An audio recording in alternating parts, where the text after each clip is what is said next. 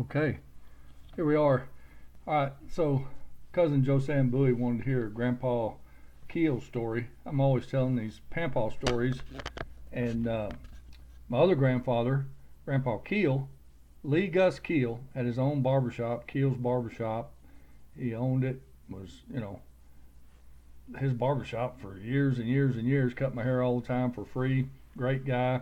He always had three or four or five good quarter horses. He was always trading horses. I might have mentioned that, but my dad had a quarter horse. They bought us a little horse, me and Carl, and then we were always riding horses with Grandpa and Dad. We remember the Heart of Texas Saddle Club and rode through the Grand Entry and the Heart of Texas Coliseum for the big RCA rodeo.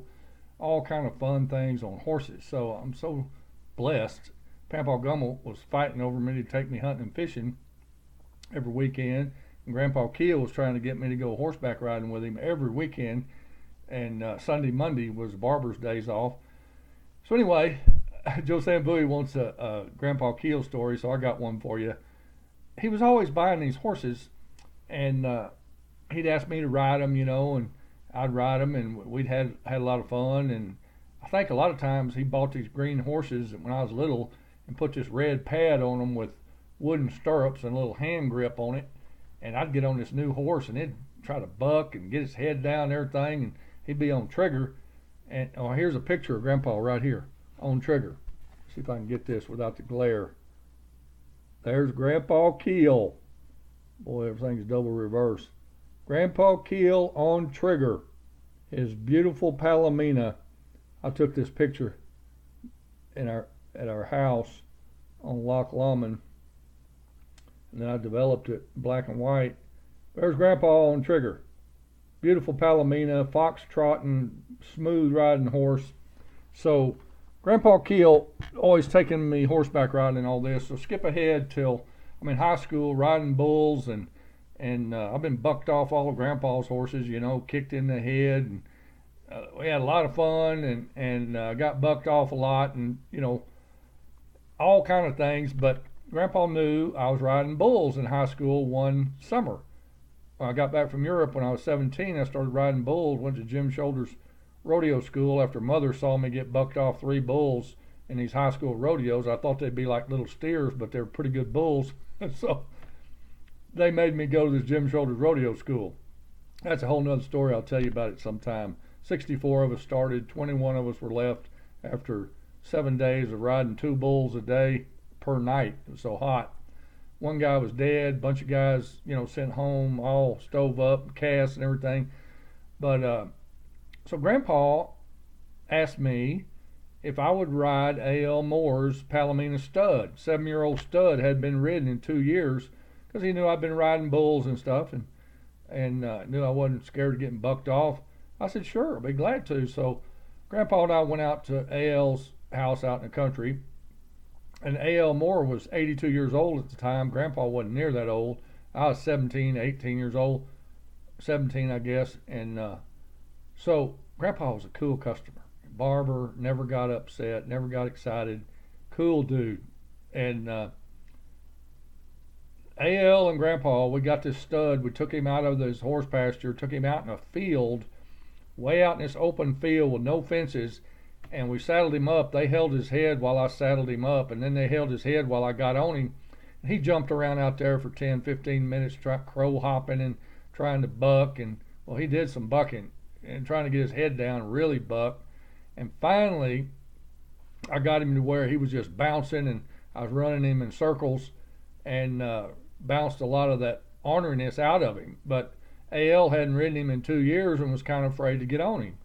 I said, yeah, I'll be glad to. So I don't know, I rode him 15, 20 minutes and had him going in circles. Maybe I rode him longer, but we got a lot of the green, oats out of him, and he calmed down quite a bit. He was still trying to get his head down and things like that, but he settled down quite a bit. So fast forward 3 or 4 months ahead to a Christmas break or something. I was home from college, and Grandpa says in the afternoon, he says, hey, you want to go ride A.L. Moore's Palomino stud again? I said, sure. So I had my good friend Mark And I said, can Mark go with us? He says, yeah. So we went and met Grandpa, went out to the horse pasture, loaded up Trigger that I just showed you, and Grandpa's horse trailer, drove out way out in the country to A.L. Moore's house, where he had a lot of acreage and several Palominos, and he gave Mark a real nice Palomino to ride, and it was foxtrot and smooth.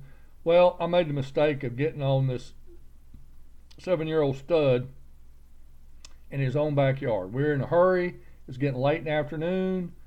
And instead of taking him out in that field and getting them to hold his head while I saddled him and got on him, I just hurried up and saddled him. And then we took off riding in these horses' backyard, in their horse pasture with oak trees and all kind of stuff, cedar trees, and where they lived. And this was a big mistake. Hindsight's always 20/20. But so A.L. Moore's in the house. You know, he's 82, didn't want to ride with us. And me and Grandpa and Mark are out there riding around. Well, right away, this 7-year-old stud, he remembers me. But he sucked a lot of wind when I put the saddle on him, and now the saddle's starting to slip off a little bit, and he starts trying to jump and take off running. So I had to run him in a big old cedar tree. I had his head turned around. He wouldn't stop. I run him into a big old cedar bush and stopped him, got off, and tightened the cinch up, tightened the girth up, and got it real tight, and got back on him.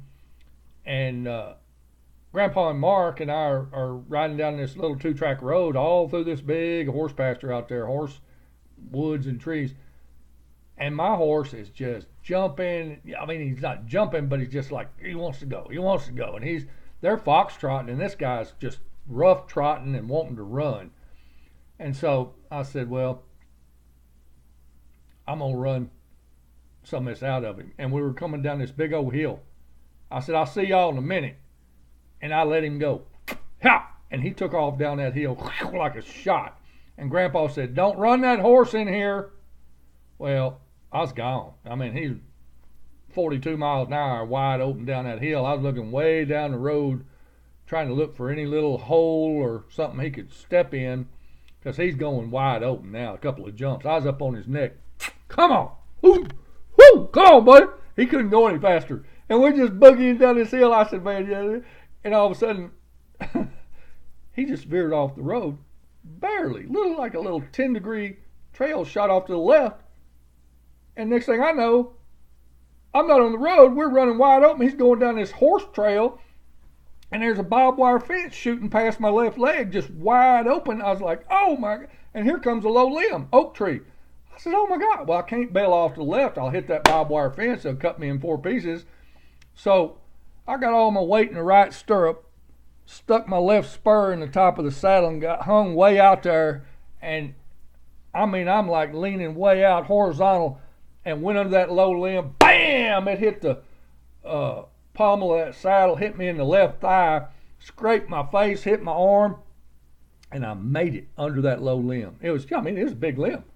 And it all happened real fast. Bam! I got all the weight in the right. I said, my God, man, you're like an Indian rodeo trick rider. You're nationwide. And then all of a sudden I'm out there hanging out, and I looked, I said, oh, there's another low limb. I was like, it was the tree.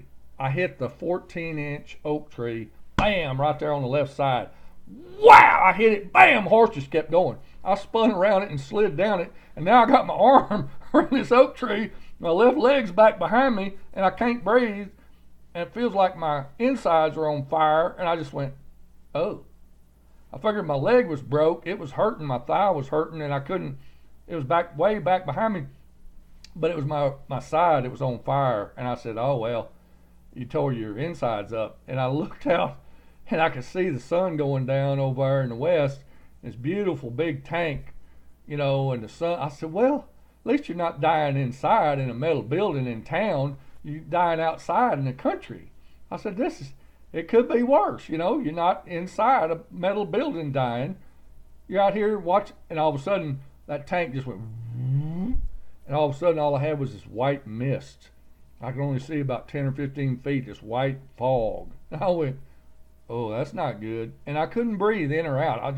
That tree knocked the breath out of me. And I couldn't breathe in, I couldn't breathe out. And now I got this white fog shut out the sunset and the tank and everything. And I was like, oh, this is it, boy. You seeing the fog, the white mist. You ain't long for this world. And then I heard a horse coming. And next thing I know, I hear this horse coming. I hear the rider dismount, spurs jangling. Mark Fallon walks out of the mist, holding his reins, leading his horse.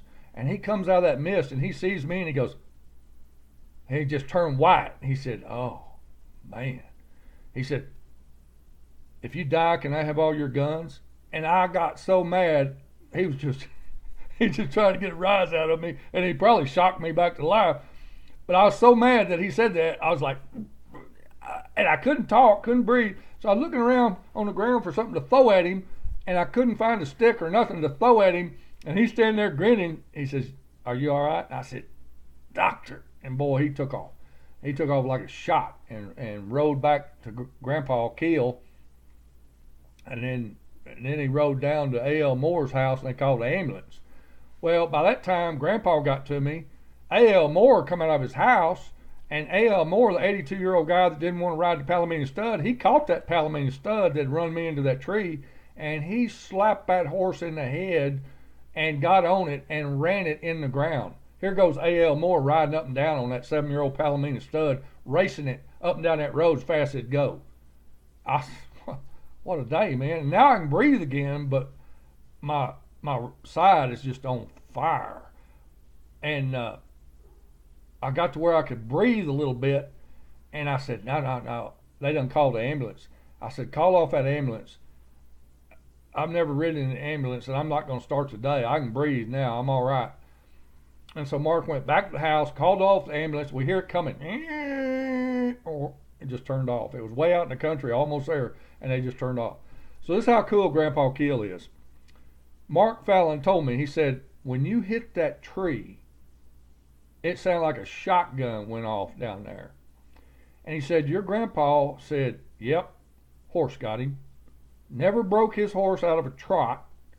Mark says, "I took off, raced down there, and find you all white and hanging onto that tree.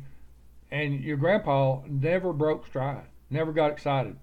So we loaded up Trigger back in the horse trailer, and I'm all stove up. Turns out I got a broken 8th rib, broken.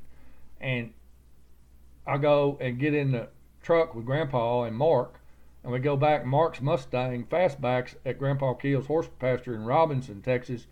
And we get back there to unload Trigger, and Grandpa says, "Okay, now y'all supposed to eat supper at my house tonight, you and your family, Kirk."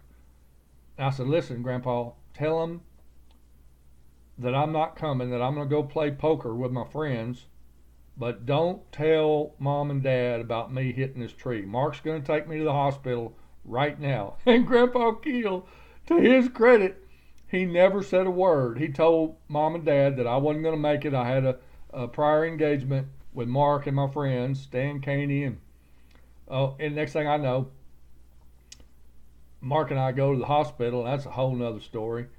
And boy, the next day, my mother found out that I'd hit a tree and been in the emergency room and all that. She was so mad at Grandpa Kuehl, she said she was going to throttle him.